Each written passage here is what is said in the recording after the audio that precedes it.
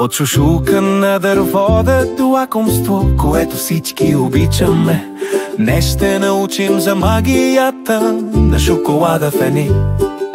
Гоги и Чино, следвайте пътя от какао до шоколад. Това е нашата тема за деня.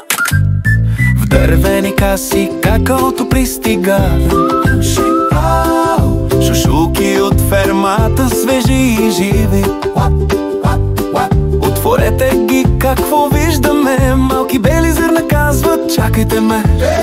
В печката бавно се загрява, топъл вятър се вдига, събужда вкус вътре гевочу.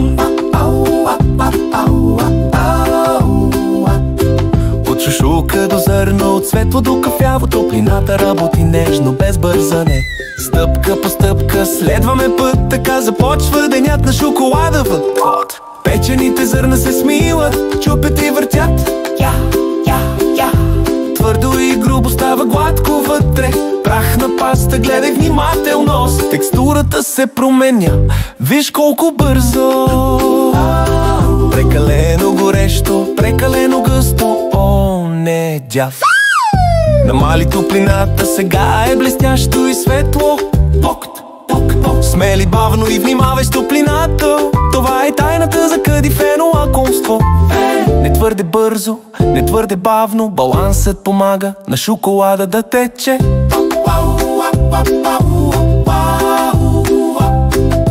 Млякото се налива с захар, сладка чак. Бъркай леко, усети ритъма, кръгло и гладко се смесва. Перфектният баланс започва да се показва.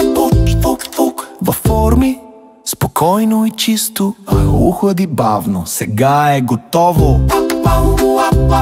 Смеси правилно и охлади внимателно. Така шоколада придобива своя чар. Мек и блестящ, направен с любов. Перфектна магия, отгоре е ков. Прекалено много топлина или бързане джав може да промени вкуса и да е нередно, но търпение, баланс, стабилни ръце превръщат какаовите зърна в грандиозни мечти. Чупи го чисто, чуй този звук, гладко отвътре, радост навсякъде. От фермата до фабриката вече знаеш как какаото се учи да блести и сияе. С Гуги и Чино, забавно и умно, шоколада е наука и също изкуство.